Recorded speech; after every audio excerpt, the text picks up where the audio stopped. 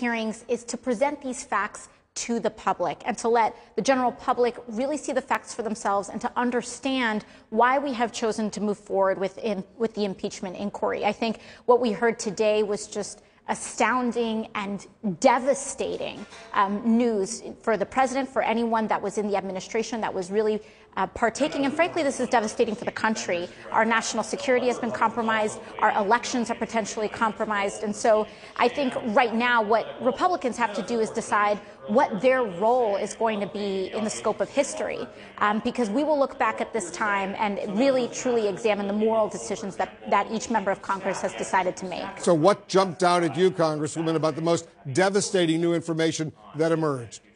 Well, you know, it's been discussed, but this call with Ambassador Sondland and President Trump, it's a personal call that our witnesses testified in aid as overhearing, where Trump was personally invested in these investigations. I think it has added a layer of proximity. You know, one of the ways that the president could have potentially tried to get out of this situation is saying, you know, put several degrees of separation between him and some of this illicit activity. But what we heard today was that he himself was making and partaking in some of these phone calls, not just Giuliani, not just anyone else in administration, but him. And that really adds a much more disturbing degree of the involvement that he had in using the powers of government to create politically motivated investigations. At that news conference with the Turkish president, the president said he doesn't remember any such call, poo-pooing the whole thing. What do you say to the president?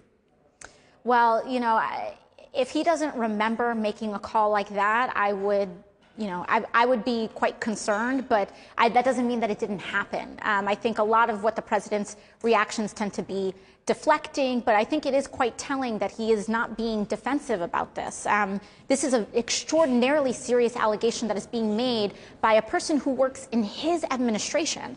And so if he were to defend this, he should do so quite forcefully.